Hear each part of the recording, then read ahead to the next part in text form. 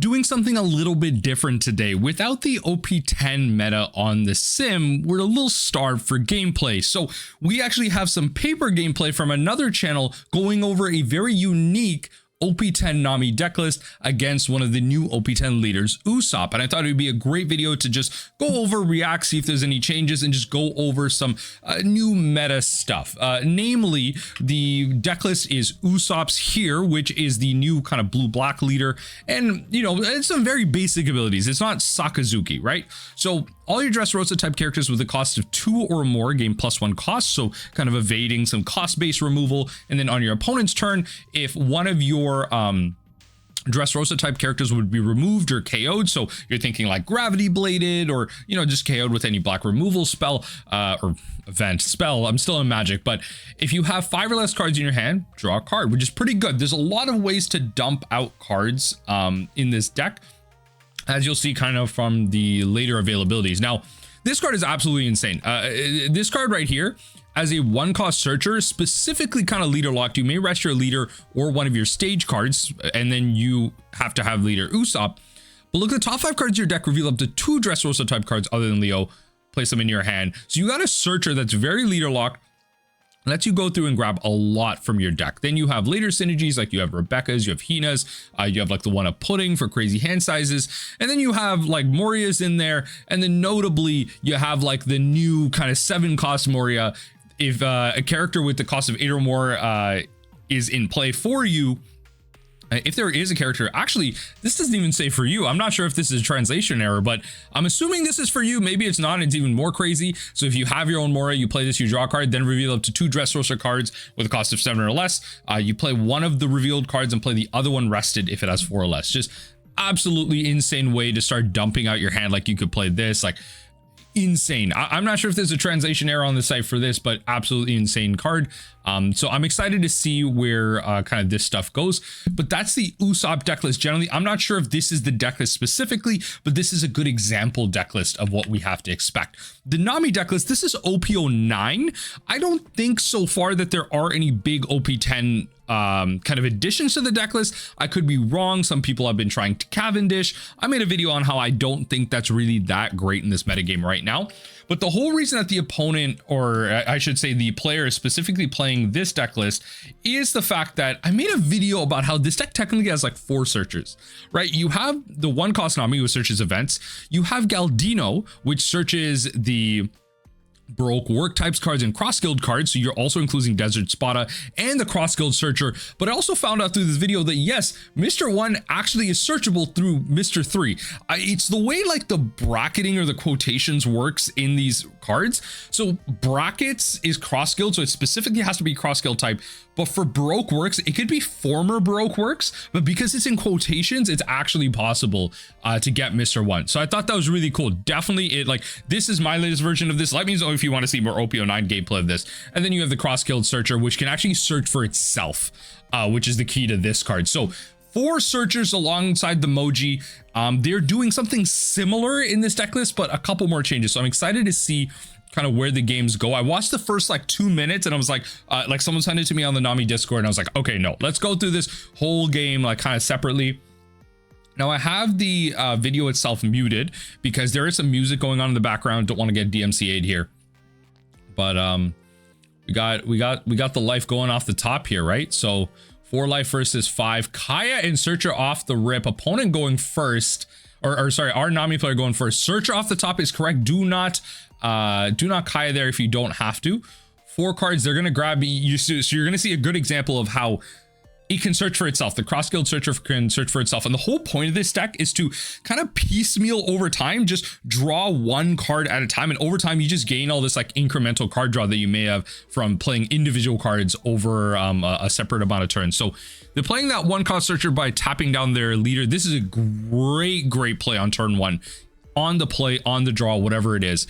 So they're revealing stage and they're revealing one of their blockers, I believe that is. It's going to be a little hard to see the cards, and I might struggle with a little bit of familiarity, but regardless, they have their searcher, and then they're going to kind of pass the turn. They're going to play out their stage and then go from there. Opponent, our player draws here, goes to 3 Dawn. We find another Kaya. I like the view here. We were able to kind of see the hands properly.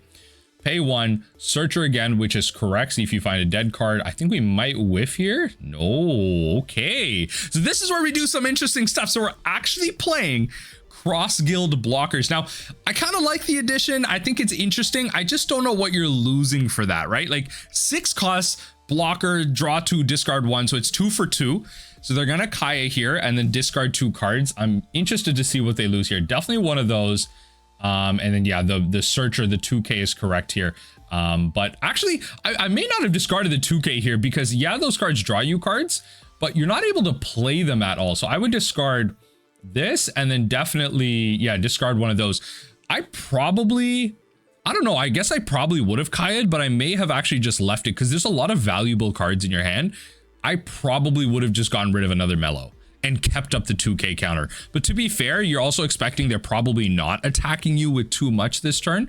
And maybe you want the hit for an extra card. So they're going to go Searcher again, rest stage, look at the top 5, hit their card. And as I was saying with the blocker is really interesting. 6 cost, right?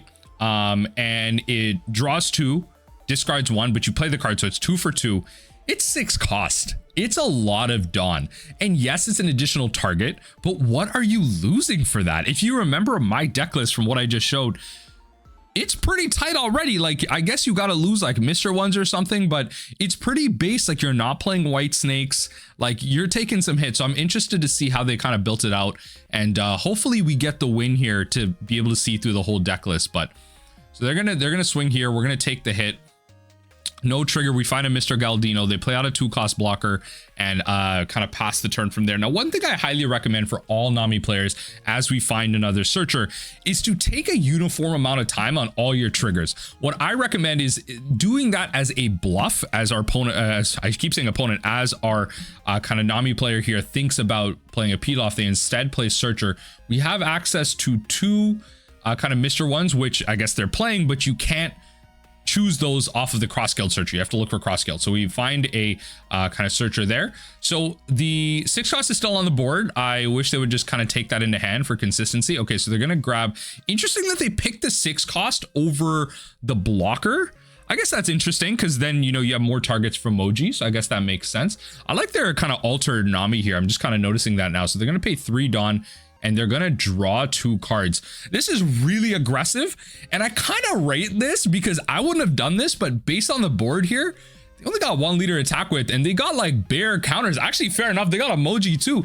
Yo, they got bear character counters in hand, and they got a Searcher left. But anyway, what I was going to say was, you know, you're drawing through all this. I'm not sure if that 6 cost is really worth it. And I would recommend that for that bluffing, wait like 2 to 3 seconds. What that allows you to do is have a uniform feel for your opponent so they can't predict, okay, oh, they took no amount of time there. That's not a trigger.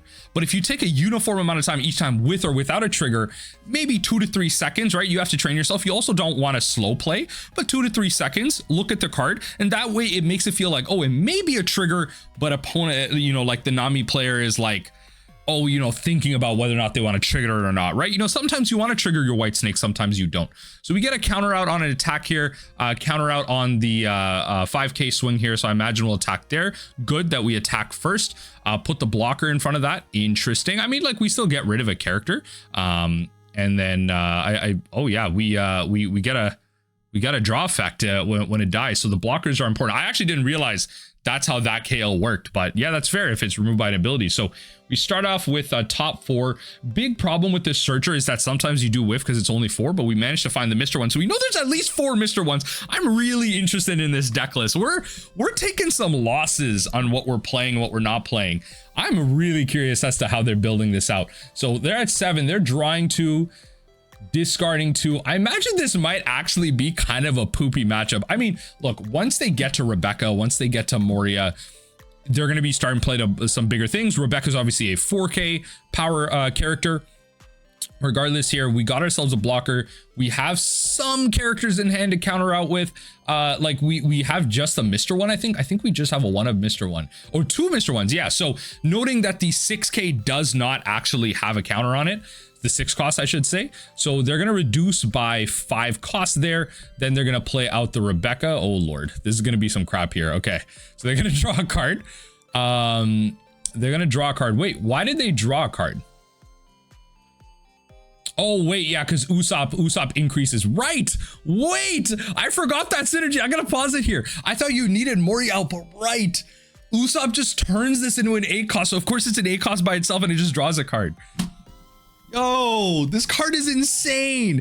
And they get to play this out and that rested. Yo, this card is insane. You literally spent 7 Dawn, drew a card, replaced it, played out a 7 cost and a less than 4 cost or lesser tap. Oh my lord, stuff is happening right now. Yo, this deck is about to be crazy. Early on, it looks like you can get pretty aggressive here. So they're gonna kind of counter out for 5k there. That's great. We're gonna draw.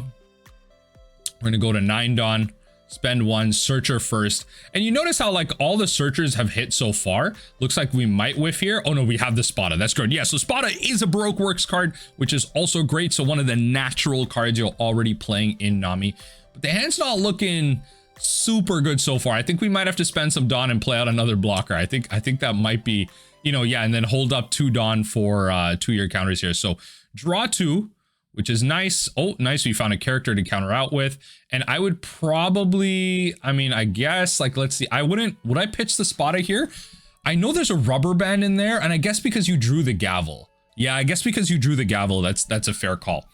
So we're passing the turn here. I'm not keeping track of the amount of cards left, but we've drawn a fair amount, right? We've drawn at least 5 cards naturally. All of our searches have hit. That's at least 4 cards off of there.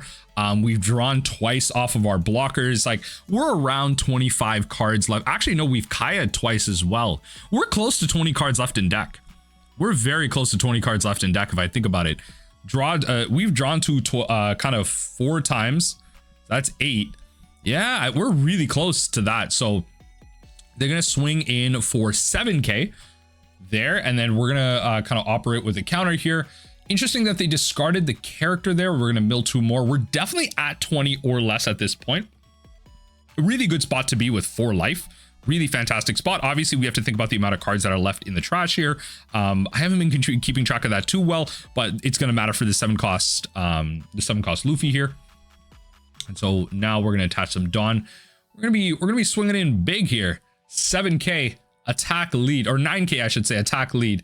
Good amount to counter out of. Do we use the blocker or what do we do here? Rubber band, Mr. 1, mill 1, and then wait, what? How did wait, how did that work? How did that counter out? How did that counter out? I'm actually so confused. Oh, wait, you know what? They attacked active characters. Right. Okay, they attacked this. Right, they attacked active characters. Yeah, that's fair. Okay, so we're just going to take the hit to... Oh, nice. Trigger. Draw 2, discard. Yes, definitely impel down. They attacked active characters. Fair enough. Okay. Yep. Okay, so they're going to swing 6. We're going to block here. That makes sense. They're not attaching any Dawn. They still have 3 Dawn left. What are they going to... Is that 3 or 4? What are they going to do with that? Attach 3, attack in? Attach 4. They had 4 Dawn. They're going to attack 6k. Okay, counter out 2k. Nice. Okay, so now we're at 10 Dawn. Not many cards left. So we're sub 20 for sure at this point. Top deck a Pilaf. Ooh, baby. Okay.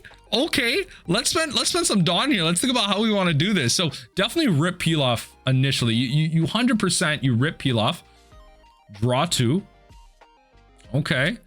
Right, and honestly, I probably wouldn't play out the blocker. I mean, I don't know, like you have the gavel pitch on the blocker if you needed to. Draw 2, discard 1, probably the Mr. 1. Because yo, honestly, at this point, I'd probably go gavel pitch on that. We swing 5k into the Rebecca, which makes sense, and then you go I would probably go gavel pitch on that, and then you go Kaya, and then you go redraw on the gavel.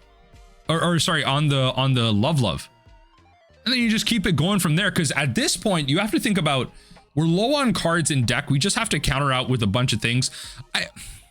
I understand it from the other perspective too. Like, you're also 3 cards. We have a card that can restand.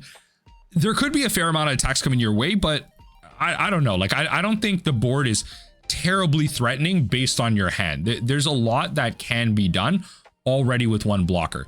If they go to try and bounce this blocker, that's a big Dawn investment, and that like kind of really limits the power to which they can attack with on the other side. That's kind of my kind of idea of it, but so far they're in a good position.